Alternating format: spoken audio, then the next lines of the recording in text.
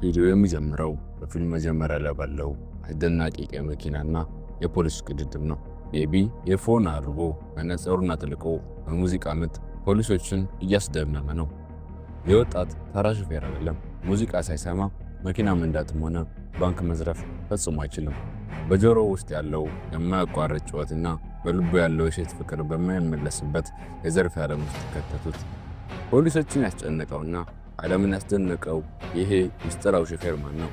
ዛሬ በሙዚቃ ምት የታጀበውን ምርጡን የ2017 ቤቢ ድራይቨር ፊልም በአጭርና በሚያምር ትረካ እናያለን።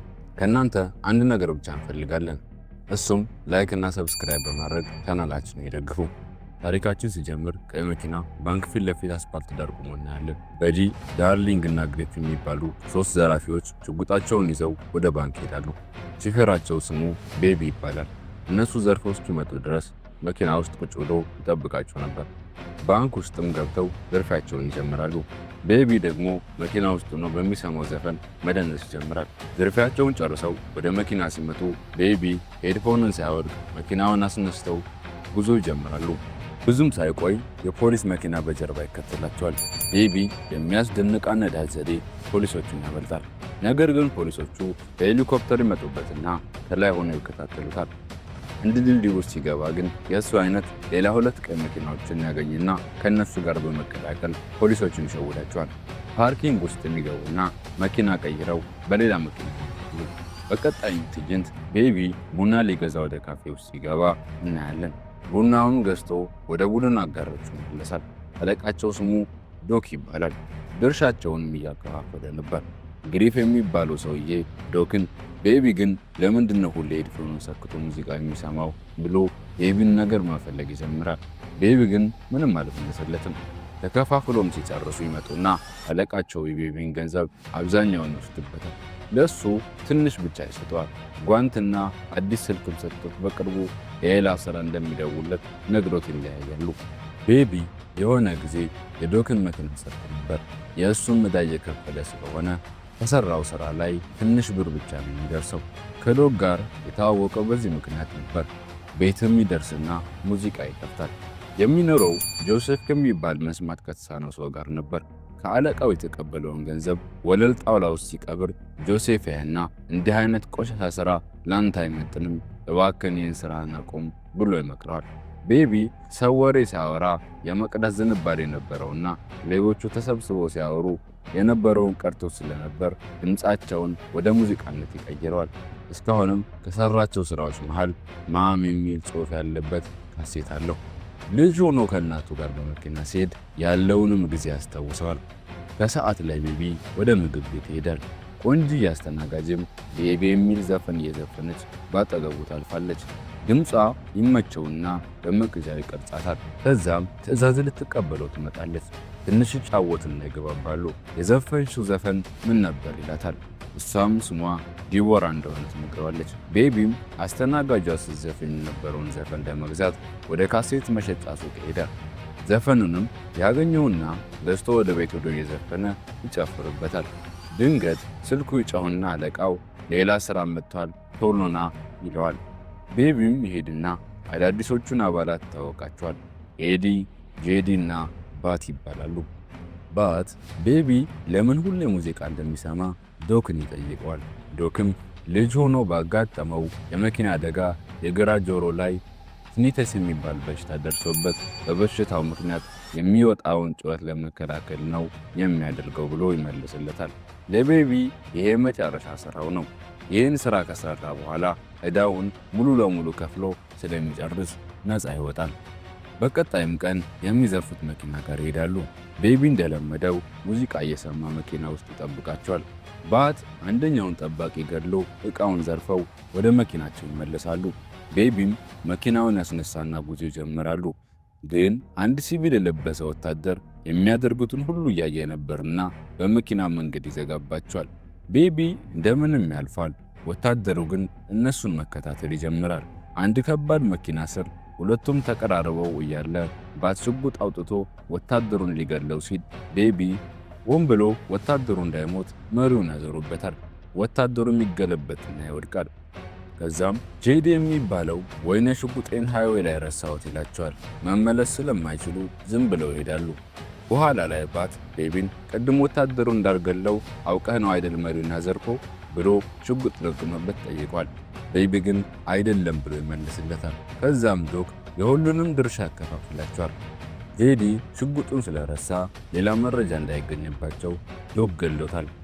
ቤቢ አሁን ዕዳውን ከፍሎ ነጻ ሆኗል። ከዚያም ዲቦራ ጋር ይሄዳል። ስለ ሙዚቃና ስለ ቤተሰቦቹ ሞት ይነግራታል። ከተወሰነ ቀን በኋላ ቤቢ የፒዛ ደሊቨሪ ሆኖ ይቀጠራል።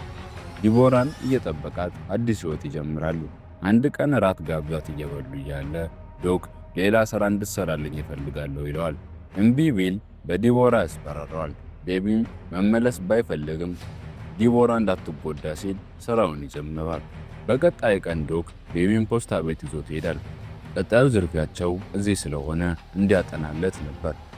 ቤቢም ወደ ውስጥ ይገባና ምን እንዳለ በደንብ ያጠናል። ማታ ላይ ቤቢ ዲቦራ ጋር ደውልና ተያይዘን እንጥፋ ይላታል። ከዚያም ስለ አዲሱ ዝርፊያቸው ፕላን ለማድረግ ዶክ ጋር ይሄዳሉ። እዚያም ሲደርስ ቤዲ ዳርሊንግ እና ባትን ሲያይ ግራ ይጋባል። መጀመሪያ ግን ቡቸር ከሚባሉ ሽጉጥ ሻጮች ጋር ዝርፊያቸውን ለመጀመር ይሄዳሉ። በሰላም እያወሩ ያለ ባት በመሃል ሽጉጥ ይተኩስና የቡቸሮቹን አለቃ ይገለዋል። ከዚያም መተኮስ ይጀምራሉ። ዳርሊንግም ትመታለች። ሁሉንም ከገደሏቸው በኋላ ባት የተኮስኩባቸው እኮ የፖሊስ ባጅ አይቼባቸው ፖሊስ እንደሆኑ ስለገባኝ ነው ብሎ ለማስረዳት ይሞክራል። እየተመለሱም እያለ ባት ምግብ ቤት አቁምልኝ ርቦኛል ይለዋል። አጋጣሚ ሆኖ ዲቦራ የምትሰራበት ምግብ ቤት ነበር። ባት አዛዡን የነኝ አቁም ይለዋል። ዲቦራም ቤቢን ታየውና ግራ ይገባታል። ባት ዲቦራን ይሄ ልጅ ቤታቸውን አልወደድኩትም እያለ ነው፣ ምን ችግር አይቶባቸው ነው ይላታል። ዲቦራ እኔ ምን አውቃለሁ ብላ ትመሳጫለች። ሲወጡም ቤቢ ለዲቦራ ሌሊት 8 ሰዓት ነው ጉዟችን ብሎ ደብዳቤ ይሰጣታል። እነ ቤቢ ወደ ዶክ ሲመለሱ ዶክ ዛሬ ፖሊስ ባጅ ያለው ሰው መግደላችን ተሰምተዋል ይላቸዋል። ዶክም ስራውን ትቸዋለሁ ቢልም ባት እነሱ ናቸው ቀድሞ የተኮሱት ይላል። ቤቢም ስራ መቋረጥ የለበትም ይልና ጠዋት ሊገናኙ ይቀጣጠራሉ። ሌሊት ላይ ቤቢ ከዲቦራ ጋር ተገናኝቶ ለመጥፋት ሲወጣ ቤዲና ባት ይደርሱበታል። ባት መቅጃውን እያሳየ ምንድነው ይሄ ይለዋል። ከዚያም ቤቢን በቦክስ መጥተው ያስቀሩታል። ሲነቃ ሁሉም እስከዛሬ የቀዳቸው ካሴቶች አውቆበት ነበር። ቤቢም ካሴቶቹን ለመደባበሪያነት ብቻ የሚጠቀማቸው ነው ብሎ ለማስረዳት ይሞክራል። በመነጋታው ወደ ፖስታ ቤት ይሄዳሉ። ቤቢ መኪና ውስጥ ይጠብቃቸዋል። ባለፈው ፖስታ ቤት የተግባባ ሴትዮ ስትመጣ ያያትና እንዳትገባ በምልክት ያስጠነቅቃታል።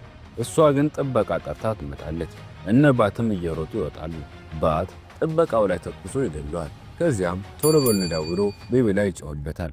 በዚህ ጊዜ ቤቢ መኪናውን በፍጥነት ያስነሳና ፊት ለፊት ካለው ብረት ጋር ያጋጨዋል። ብረቱ በአዳራሽ ላይ ይሳካና ባት ወዲያውኑ እዚያ ይሞታል። እነ ቤዲም ይደነግጣሉ።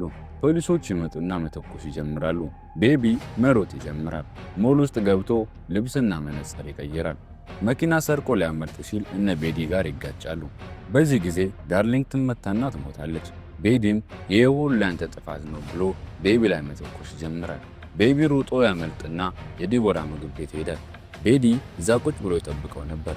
በዚህ ጊዜ የማይቀረው እውነት ይከሰታል። ቤቢ ሽጉጥ ያነሳና ቤዲ ላይ ተኩስበታል። ከዚያም ዲቦራን ይዟት ያመጣሉ። ከዚያም ወደ ዶክ ሄደው ዶክም ከሀገር ጠፋ ብሎ ገንዘብ ይሰጠዋል።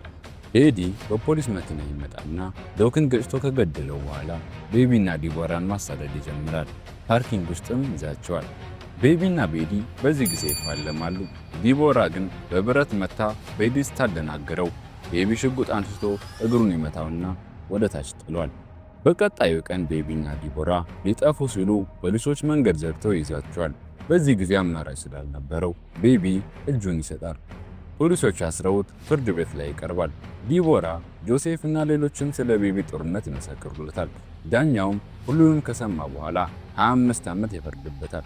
ነገር ግን እስር ቤት ውስጥ እንደሚያሳየው ባህሪ ከ5 ዓመት በኋላ ምህረት ሊደረግለት እንደሚችል ፍንጭ ይሰጣቸዋል።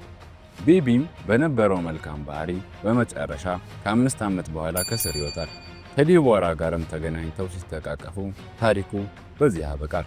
ውድ ተመልካቾቻችን የዛሬው ቤቢ ድራይቨር የተባለው የትርጉም ፊልም ይህን ይመስል ነበረ።